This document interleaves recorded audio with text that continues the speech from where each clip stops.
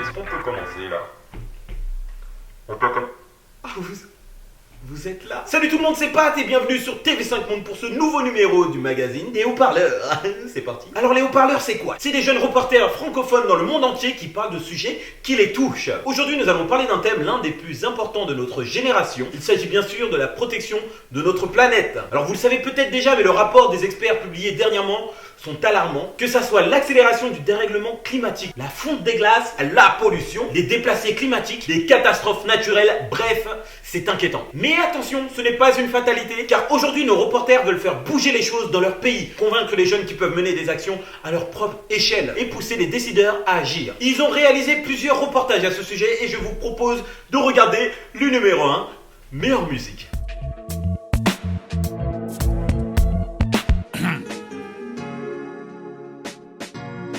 Bonjour. Waouh.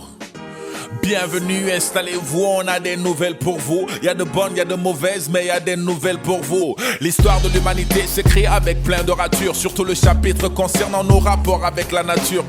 La pollution est devenue notre seconde nature. À ce rythme, l'air pur sera plus précieux que l'or pur. Cela dit, faisons un diagnostic de cette écologique maladie dans le quotidien du Sénégalais. Comment cela se traduit? Nous sommes allés à sa rencontre, constater comment il le vit et aussi lui demander son avis. Le sachet plastique, un cancer nécessaire. Il est partout, il est pratique, il est gratuit ou pas cher. À la boutique, chez le boucher, au marché, même à la pharmacie. Avec un sourire, on vous l'offre avec un petit merci. Le Sénégal utilise 5 millions de sachets quotidiennement, équivalent à 128 milliards de sachets par an, en croissance exponentielle annuelle de 7%.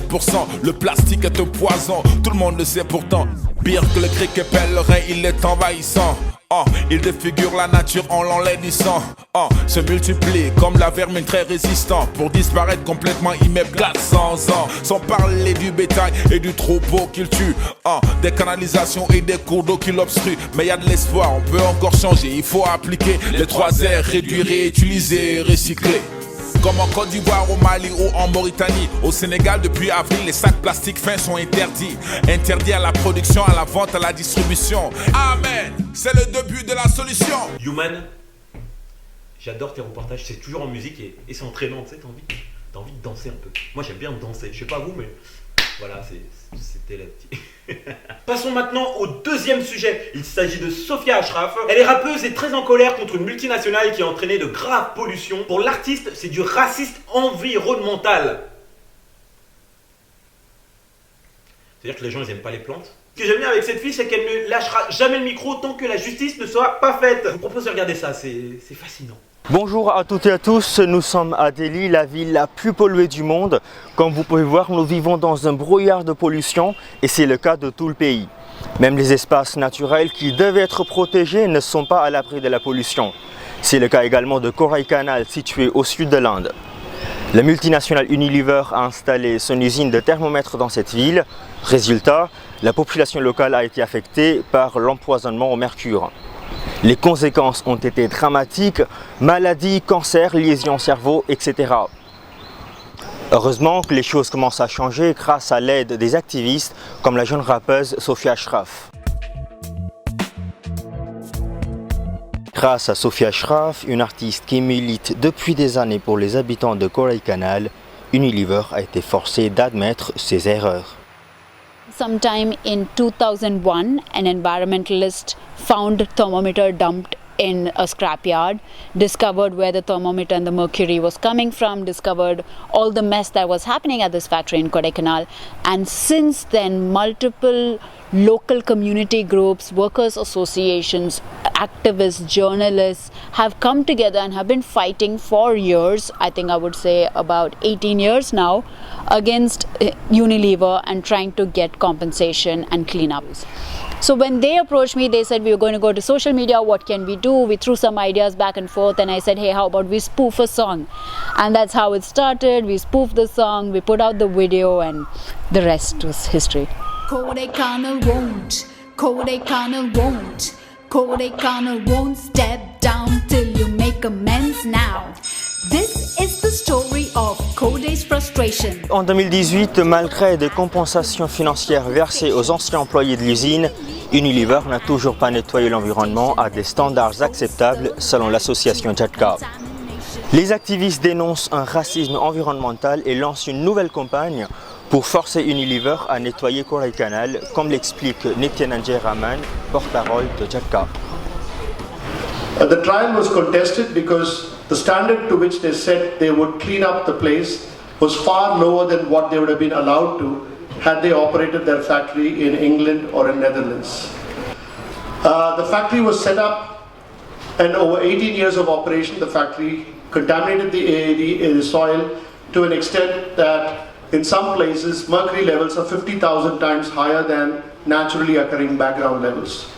Because they have not cleaned up the factory site, the factory continues to leak these poisons into the Pambar Shola forest.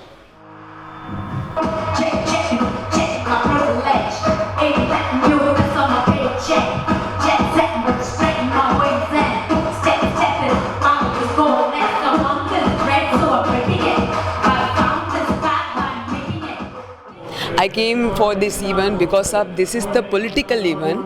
That's why I came for this. I'm a filmmaker and activist from Chennai. Artist and activist mingle and make the videos. This is very political. Why Tamil Nadu need more political videos and political albums? Voilà, c'était Manmeeting pour les haut-parleurs. J'espère que ce sujet vous a plu. N'hésitez pas à partager notre vidéo. Firmelengue. Alors ce que j'aime bien avec cette fille, c'est qu'elle est incroyable. Elle s'est dit, bon, faut faire bouger les choses, je prends un micro, je chante. Elle a une force en plus avec ses réseaux sociaux. J'espère sincèrement que ça va marcher. Pour ce troisième sujet, nous allons partir en Tunisie et regarder la vidéo d'Aessam. Il va nous parler de sa petite île paradisiaque dans laquelle il a grandi. Allez les amis, on regarde ça ensemble. Bienvenue à Qarqna, un archipel tunisien de 160 km², réputé pour sa production de fruits de mer et de militants syndicalistes. Je viens de ce petit bout de paradis où les pêcheurs sont légion, où le nombre d'habitants passe de 15 000 pendant l'année à plus de 200 000 en été, quand la saison touristique bat son plein. Pourtant, depuis quelques mois, ce n'est plus une île de rêve que l'on dépeint dans les colonnes des magazines, mais une vallée de la mort, marquée par les cadavres de dizaines d'immigrés clandestins, qui tentaient de rejoindre l'autre rive de la Méditerranée. Mais entre ces deux images, il y a toute une histoire qui a été négligée, celle d'un écosystème prospère mais fragile, malmené par la pollution, les activités pétrolières et l'absence de l'État. Je suis Haytham El-Makki et c'est cette histoire que je voudrais vous raconter. Contrairement à la pêche traditionnelle, le chalutage n'épargne aucune créature marine. Ces filets géants tirés à même le sol balayent tout sur leur passage, détruisent les plantes marines et les lieux d'habitation des poissons et des crustacés. A l'inverse, la charfia et les nasses permettent de filtrer sa récolte et de remettre à l'eau les créatures non comestibles, trop jeunes ou gestantes. La flore marine reste ainsi intacte et le renouvellement de la faune est assuré. Mais depuis quelques années, le chamboulement de l'équilibre naturel a engendré un nouveau fléau. C'est une nouvelle espèce invasive débarquée des navires venus d'outre-mer, le crabe bleu. Les marins lui ont donné un autre nom, Daesh, pour Daesh. إذا كان داعش هذا مثلا يستوجد بالكمية هذه وما زال البحر المناخ نتاعو سمح كي قبل والبيئة منظمة، نجم نقول لك حتى القرنيط برك ياكلوا. بالنسبة لنا احنا نصطادوا كان بالغزولة. الغزولة منع علينا الخدمة بالغزولة. تقطع شباك ما يخليكش تطلع الحوت اللي يضرب في الشباك الكل يقطعه هو ياكله هو ينقبه فهمتني ما يخليش حوت صحيح بالكل والحوت متضرب سي وفات حكايته احنا ما نسعوهوش احنا بالعكس نرمي الغزوله بتاعنا تتعبى به هو. J'avais déjà eu vent des exploits de ce crabe terroriste, mais j'ai préféré vérifier par moi-même, voir de mes propres yeux.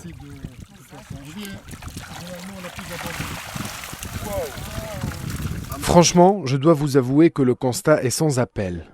Il semblerait que les poissons sont désormais une espèce rare en mer. Quant au crabe local, il peine à maintenir sa position. Son cousin bleu et plus baraqué a conquis les lieux. Même le peu de butin qui reste se fait cannibaliser par la bête. Évidemment, tout ceci est lourd de conséquences, économiques certes, mais surtout sociales. كنا قبل المركب الواحد في اليوم يدخل ب 300 بال 500 كيلو قرنيط يوميا. الآن هبط من يوصلوا حتى بال10 كيلو بال20 كيلو انا واحد من الناس اليوم عمري 55 سنه راني قلقت من البحر. انا قلقت فديت من البحر وقت اللي انا ما نجيبش قوت صغاري. انا ايست. بحار ولا ما عادش واصل حتى باش يقري ولده. الوليد بنسبه كبيره من الاعدادي ولا يخرج. فهمتني؟ اذا البطاله كثرت ولا طموحاتهم هو انه الهجره الى الخارج. وصلت البحاره في فتره ما انه ما عادش فما رزق في البحر، تلز باش يبيع المركب نتاعو، وهذاك كاينه راهو باع واحد من صغاره. يا اخي انا وقت الشقف نتاعي انا ما نلقى بها ما نصور. انا المركب يا خويا بلاش بيها، خير من اللي يحرقوا لي فيها وما نفيقش بيهم ونصبح خاسر. C'est là que les passeurs entrent en scène pour faire à ces pêcheurs une offre qu'ils pouvaient difficilement refuser. L'Amjed est actuellement le passeur présumé le plus recherché de l'archipel. Mais lui se définit plutôt comme un simple organisateur de voyages clandestins. هي الحركة علاش لهنايا معناتها ولات البحر وفاء، معناتها البحر ضعيف ميزر، والجيل لهنايا ما عندهم حتى مورد رزق كان البحر. معناتها أغلبية شباب قرقنا موش قاري، ما عندوش صنعة، اللي يبطل من القراية يمشي للبحر. يقول لك يا خويا أنا ما عادش مصورت لي برا يا خويا خنبيعها أنا. شكون مش يشريوها له؟ يشريوها كان الحراق. الفلايك هذوكم راهم يتشراو بمئات الملايين. راه وصلت بريود قرقنا معبيه بالعباد، يحبوا يحرقوا يباتوا في الشوارع. العباد تحب تحرق، اللي يروحوا بيهم راهو يعاودوا يحرقوا. شفتهمش حتى العباد اللي طلعت غرقه وماتوا عباد قدامهم، وماتوا خواتهم قدامهم، وماتوا ولاد حمتهم قدامهم، واصحابهم قدامهم. تقول له شبيك؟ يقول لك راني كان نلقى حرقه مره اخرى نعاود نحرق. Aujourd'hui, les Kerkéniens se demandent de quoi sera fait l'avenir de leur foyer, s'ils doivent le quitter. Pour ma part, je me demande si mes enfants connaîtront un jour le havre de paix que j'ai moi-même connu, étant plus jeune. Merci de nous avoir regardés. À bientôt.